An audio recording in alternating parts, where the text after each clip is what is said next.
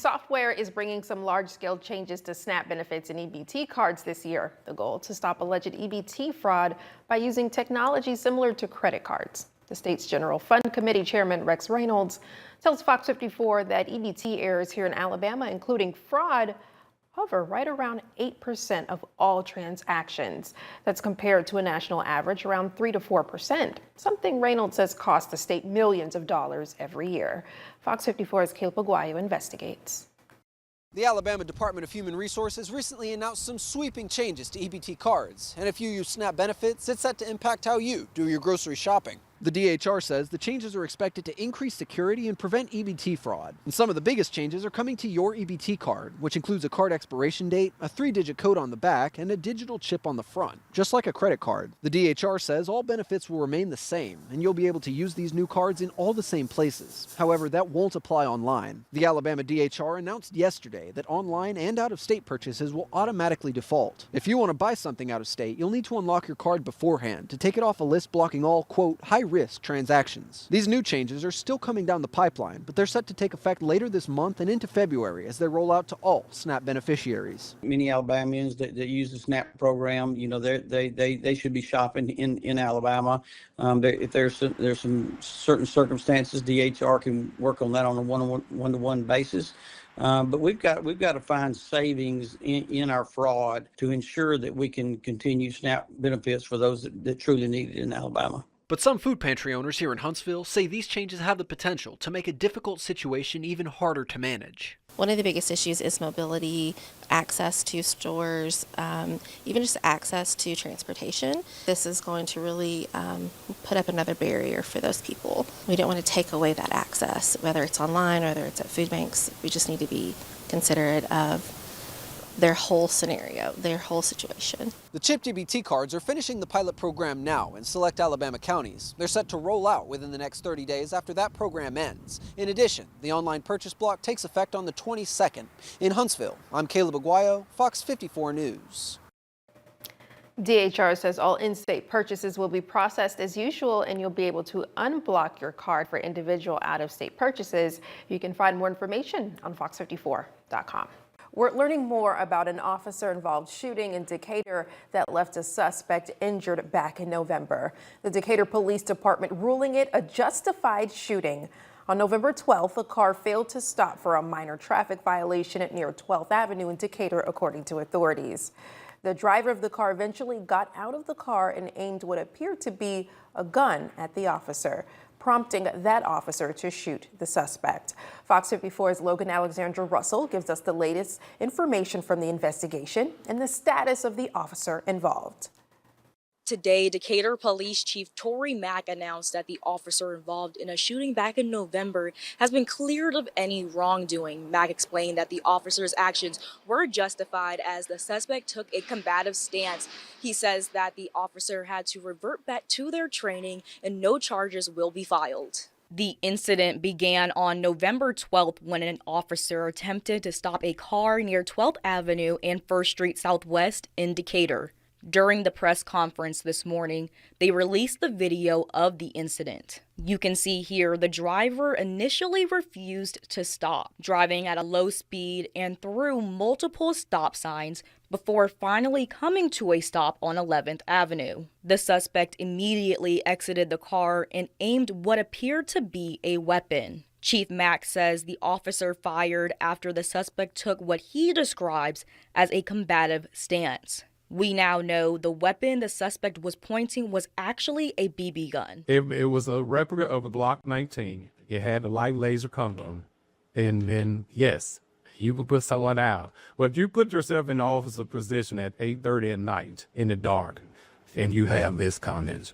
District Attorney Scott Anderson says his office has reviewed the evidence and concluded the officer's use of force was legally justified. We determined that, number one, this officer was legally positioned where he had a legal right to be where he was. He responded reasonably to a threat that was made to him. The officer has been cleared to return to duty. As for the suspect, officials say he's in good health but is currently being held on charges unrelated to this incident. In Decatur, Logan Alexandra Russell, Fox 54 News. Chief Mack says the names of the officer and the suspect, along with the charges he faces, will not be released. Chief Mack also told Fox 54 the footage of the actual shooting will not be released out of respect for the suspect and his family. Madison city leaders approved an agreement tonight in a 7-1 vote to annex the Costco at Clift Farm. Supporters say the deal will bring new revenue into the city, while some residents question how that money will be used. Fox 54's Valentina Chalala gives us more. We have Madison residents who go across the street and shop in Cliff Farms, but we get zero. The vote bringing the Costco property into Madison city limits means the city would now receive sales, gas, liquor, and property tax revenue from the site. Before annexation, those taxes went to Madison County. We talked to some Costco shoppers today, and reactions were mixed, but most told us the slight 1.5% tax increase would not stop them from shopping here. It won't stop me from coming. I'm sure they'll pass that on throughout the store in different items. For shoppers, the tax change is most noticeable on big purchases. For example, on a $300 TV, the increase would mean paying about $4 to $5 more in sales taxes. It's a win-win for us in the city. The city gets new sales tax, they get new gas tax, new liquor tax. We get to be maybe a better part of the community. They'll be charged the same sales tax that every business in Madison pays, which is the same as every business in Huntsville. So pretty much equalizes the tax with the surrounding cities. The agreement also eliminates the development fee, but the developer would still receive 3% of the new tax revenue generated at the site for the next 40 years. Right now, Madison County gets 1.5% when you buy stuff at Costco. Why should Madison City get less than Madison County gets with this deal? And why should the developer deserve an extra percentage point more than they're already getting? A location like Costco makes about $260 million a year. That percentage point is millions in the long run of this deal. Supporters say the annexation helps keep multiple tax revenue streams within the city, while critics argue the agreement still raises questions about fairness. In Madison, I'm Valentina Chalala, Fox 54 News. The public hearing on the zoning change is set for February 9th. The City Council says final filings and implementation would be after that process is complete.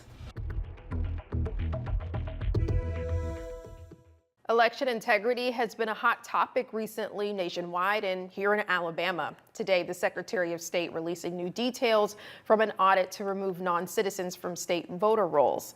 The Alabama Secretary of State's office already reported last week that 186 voters had been identified as non-citizens and ineligible to vote. That figure amounts to less than 0.1% of those on Alabama voter rolls. Now, we know exactly where those individuals were registered. 21 in Madison County, for instance. That's the second highest number among all counties in the state, behind Jefferson County. But the audit also found of the 186 illegal voters, only 25 cast a ballot. Fox 54 spoke with Secretary of State Wes Allen, and he tells us these audits are worth it, even if very few illegal voters are found. It's worth it. And even one non-citizen on our voter file and even one non-citizen that cast a ballot is too many. The standard is high in our office. And, this process started a while back, and we signed a memorandum of understanding with DHS back last summer and then started the process. We've got about a 3.7 million or so registered voters on our voter file here in the state of Alabama. And it took a while.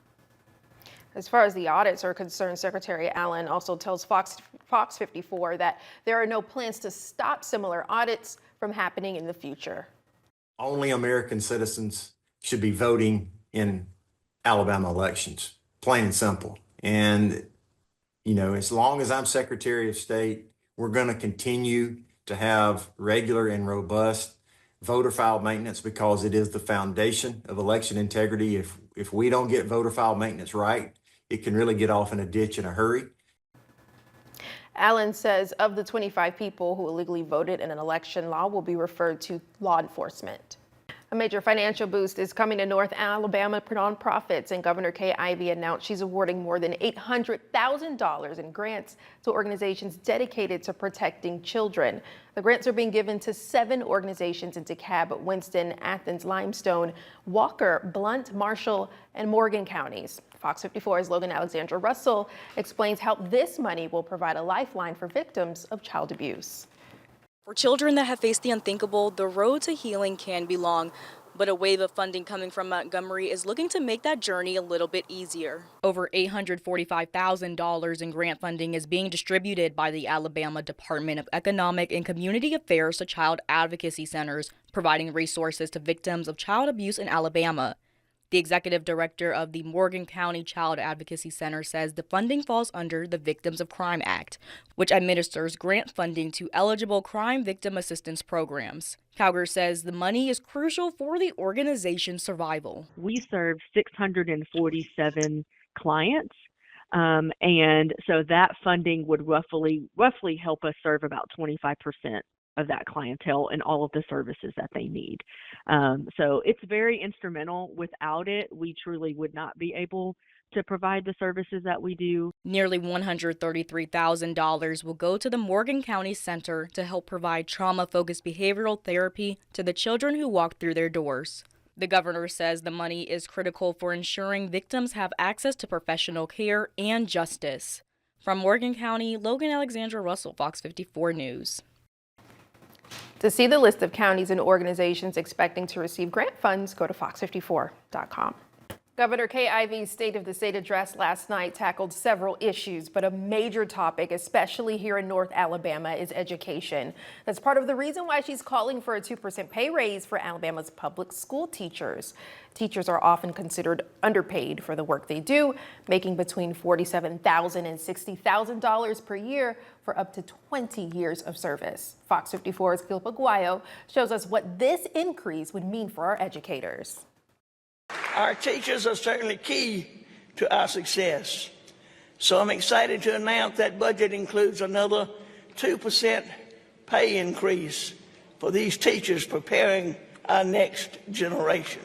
That's what Governor Kay Ivey had to say last night about the proposed pay increase for public school teachers. And if this passes the legislature, it'll be the 7th raise for teachers since she took office. In fact, Governor Ivey has given raises to teachers totaling thousands of dollars since she took office in 2017. But this upcoming budget for the 2027 fiscal year will have the largest education trust fund proposal in state history, bringing more money to the state's Choose Act and other policies passed in recent years. Ivey called the proposals, quote, conservatively budgeted, adding these increases to education funding have led to measurable increases in students' math and reading scores. She said in almost 10 years, the state went from 52nd in 4th grade math to 32nd. We also went from 49th place in 4th grade reading to 34th, jumping 20 places or more in both categories. Governor Ivey said in a statement, quote, education will continue to be my #1 priority over these next 12 months. Dr. Allison King with the Alabama Education Association says the raise is helpful, but it doesn't quite keep up with rising costs. We want to make sure that any pay raise they receive can at least keep up with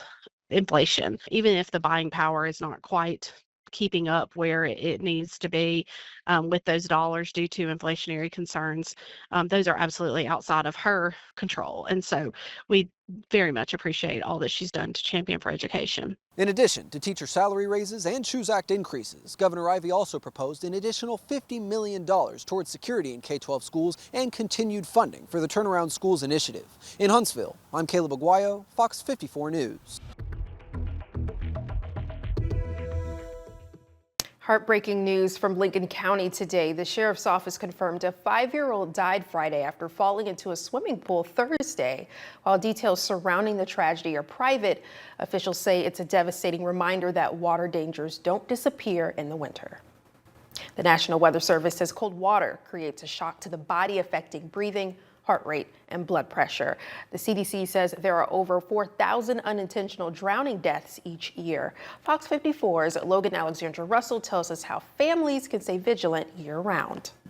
For many, the sight of a frozen lake or a closed community pool signals the end of water safety concerns, but that's far from the truth. Water safety is something that you should think about year-round, not just in the summer months. The National Weather Service reports that suddenly entering water below 60 degrees Fahrenheit can trigger a cold shock. Kristen Stitt from Safe Splash Swim Lab says anyone can die from drowning, no matter the age or swimming ability, but you can prevent it. Anyone can drown, no one should. Things that we need to be aware of are drowning risk exists at different levels for different ages. So it's not a one-size-fits-all. It starts with what experts call water competency, or the ability to recognize risks and respond to them. We like to think about 5 layers of protection, and more or less a term called water competency, not just water safety, being safe around water. We want you to be competent in and around water. That involves essentially 3 different categories of actions and interventions that you can take. Safety experts say using these layers of protection can help prevent drownings. That means installing fences around home pools and ensuring everyone in the household has completed formal swim lessons, which can reduce the risk of drowning by 88%. Other measures, such as pool alarms and a designated water watcher, provide an extra layer of safety. The National Y has a campaign called Phone Down, Eyes Up. So that's just really reminding you to put your phone down, all distractions down, and your eyes should be up, scanning the body of water, looking for all the children and making sure that everything's good. Whether it's an icy pond or a backyard pool, it's important to always stay vigilant no matter the time of year. In Huntsville, Logan Alexandra Russell, Fox 54 News. Experts also say if you see someone struggling in the water, you should throw a flotation device to them or call 911 rather than getting in the water yourself. At the Huntsville City Council meeting last Thursday, the council voted to donate a historic boxcar to the Scottsboro Boys Museum. The boxcar, similar to the one involved in the famous criminal case, will be shipped to the museum as a new display in April. Dennis Madsen says it was an easy choice to help make the donation possible. Huntsville is excited to work with Scottsboro. They're very much a sister city. They're part of the greater North Alabama community. We love to be able to contribute something to their museum, and we see the value in that museum as well. I think it's anything we can do to assist, we're happy to do. But questions remain about what is happening at the depot site. Madsen says the city is still distilling ideas from citizens and thinks we could see new listening sessions later this year. Most folks know that building well. They have different memories associated with it, but it is one of the oldest buildings in Huntsville, and I think folks recognize it as kind of a piece of Huntsville's postcard, right? They want to see that preserved. We hear that loud and clear. They're fairly comfortable with the idea that it, could it have a cafe in it? Could it have a new type of museum in it? Most folks are willing to kind of see how that plays out. The other thing they would really like to see is kind of some green space in and around the facility, so that it doesn't feel just like the depot's on an island, that it's part of a greater park or green space or recreation system. So we're taking this kind of spring and summer to really stabilize the site and the building, and then probably later in the summer, maybe in the fall, we'll come back out to the community and start saying, all right, here's where the next steps and the next opportunities are. Madsen says the city now plans to keep the Roundhouse as a possible event venue. Huntsville continues to grow at a fast pace, too, adding thousands of new residents over the past several years. As the city expands, questions are emerging about how people move around and whether public transportation can play a larger role in supporting that growth.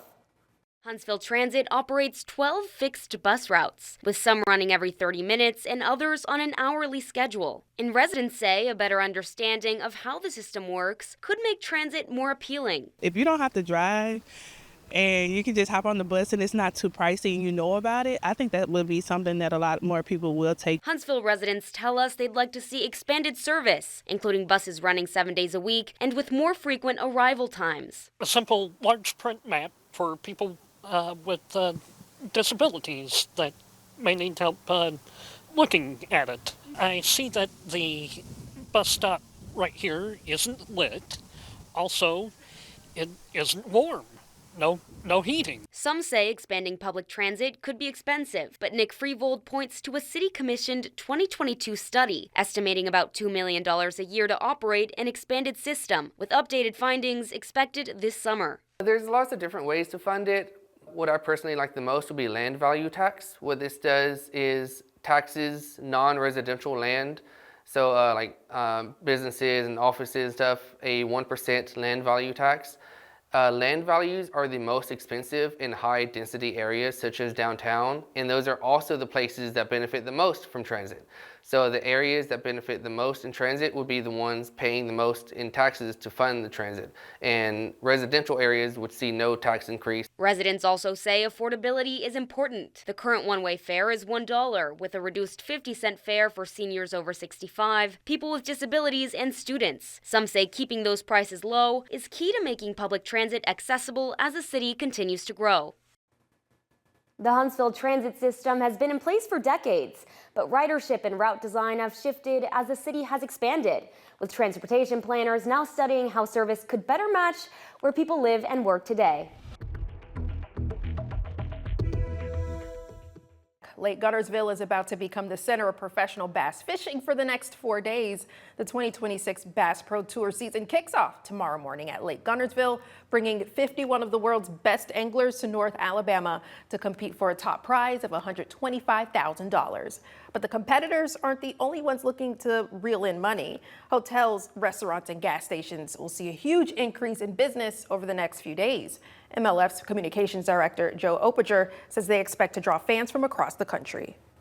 We've got 51 guys on the water competing this week, and each one of those guys have brought their families along. We've got the MLF staff. We expect to see a couple thousand fans come through this weekend, and it's always a really big deal when the Bass Pro Tour comes to town.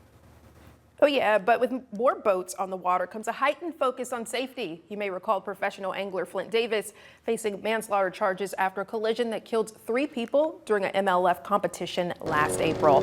Opager says the organization is taking the safety of everyone in the water seriously. Is what kick-started a movement. Throughout the event, but Smith's journey to that anglers are movement required to started wear a far life from jacket Alabama, anytime from that they've Bermuda got their to big New York, outboard and motor eventually to fired up. Huntsville. And His so, path wasn't something that we really take seriously and stress to these guys is safety on the water.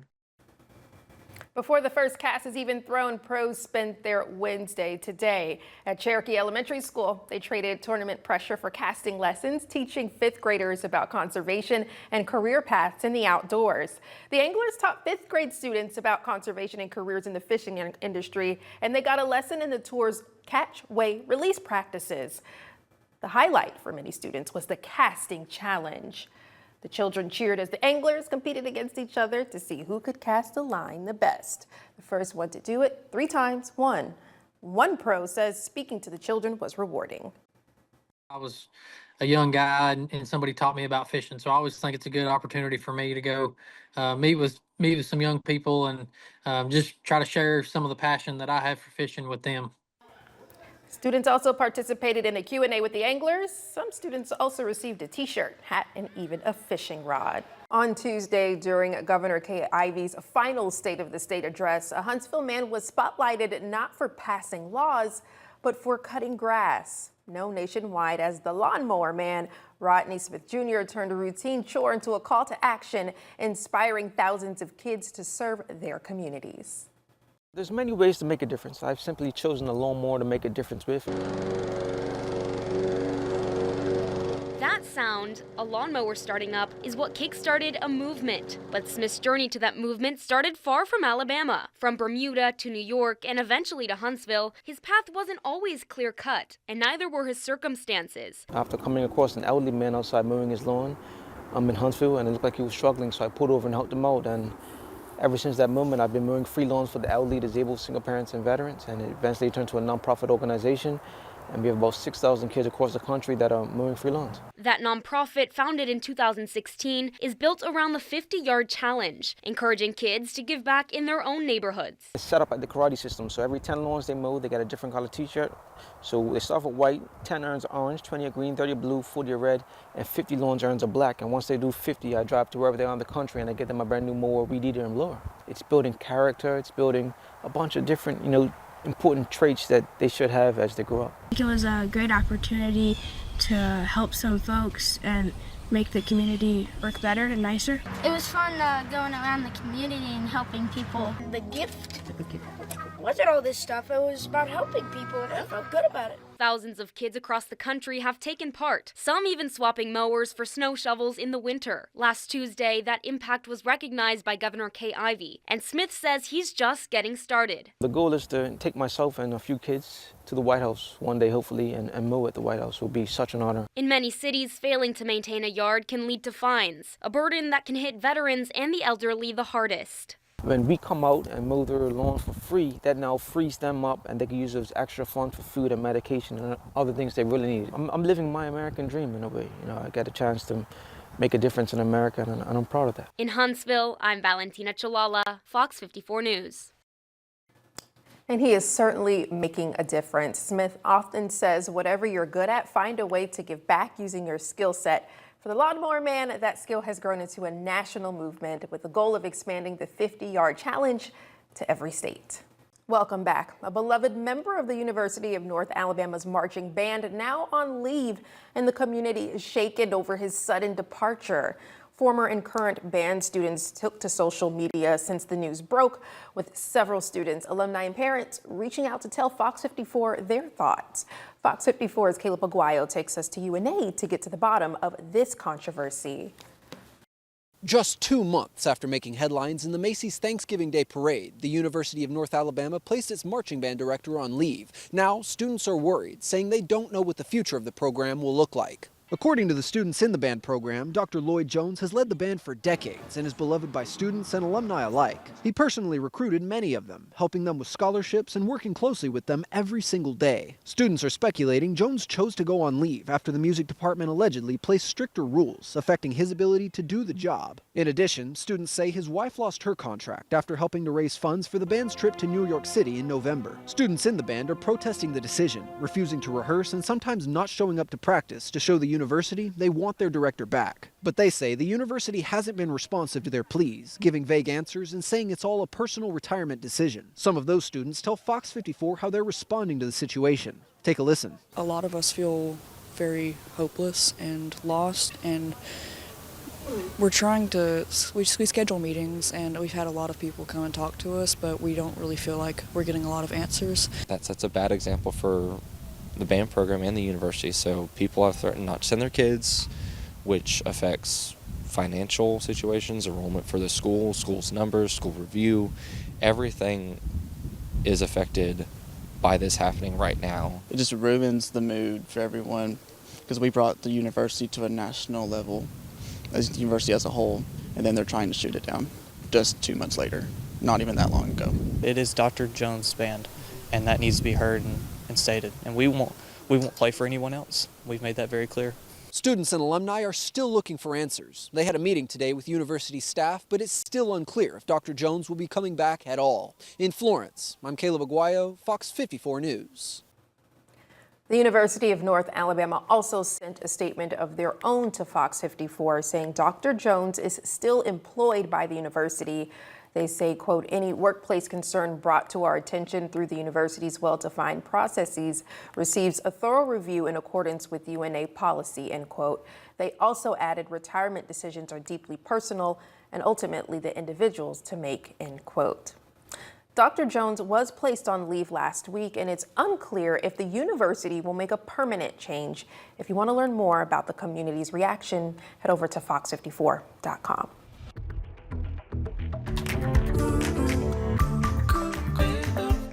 Now, Fox 54's Top Teacher, sponsored by Calhoun Community College. I'm excited to introduce a Fox 54 Top Teacher first. We've never stepped foot on one Huntsville school for this award, and what better way than to acknowledge a teacher who's dedicated 20 plus years to helping kindergartners start their education. Meet this week's Fox 54's Top Teacher, Lemetria Shepard from Highlands Elementary School. For Lemetria Shepard, give it a shoe. Highlands Elementary School has been home. Majority of my career has been here. She's spent 22 years here of the 26 years she's been in education.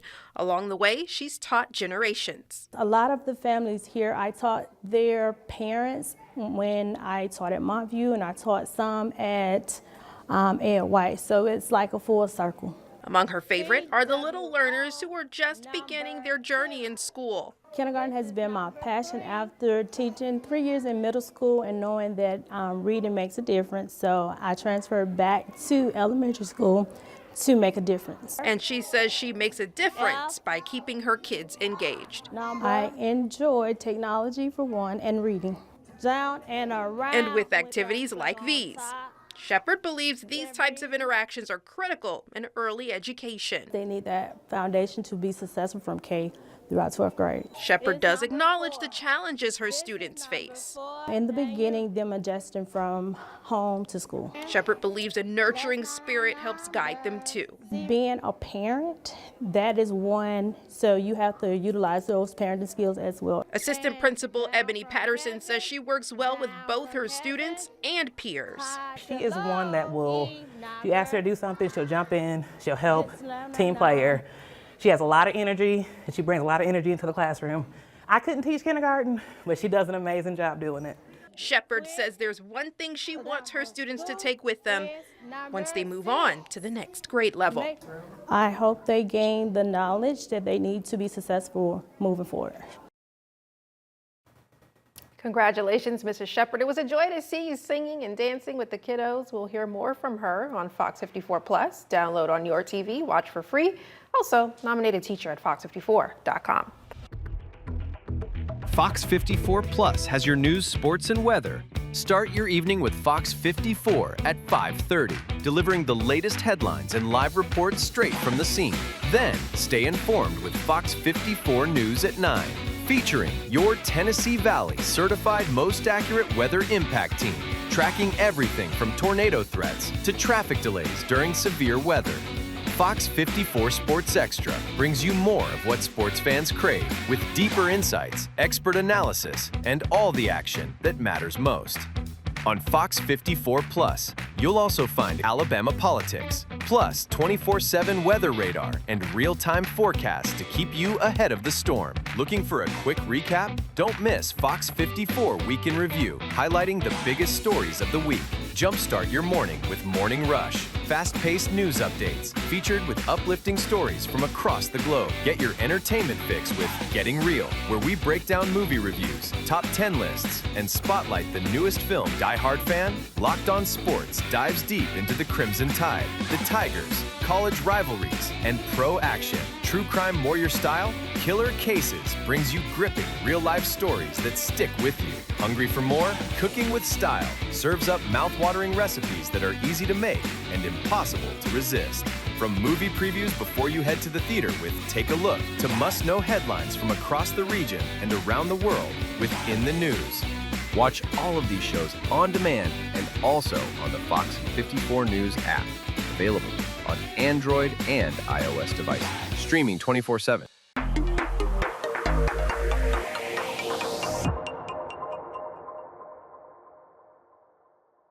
Did you know that you can get weather impact updates 24/7 on Fox 54 Plus? Here's how. Go to Fox 54 Plus on your Roku, Fire TV, Apple TV, or Samsung. Once you're on the main screen, push the down arrow and click on the Fox 54 Plus Weather Impact 24/7 block. Here, you'll find radar, current temperatures and conditions, traffic cams, forecasts, and more, all available on demand. Want to get back to the main channel? Just push the down arrow and click on the 24/7 stream button. It's your weather impact updates 24/7 on Fox 54 Plus. Start streaming today.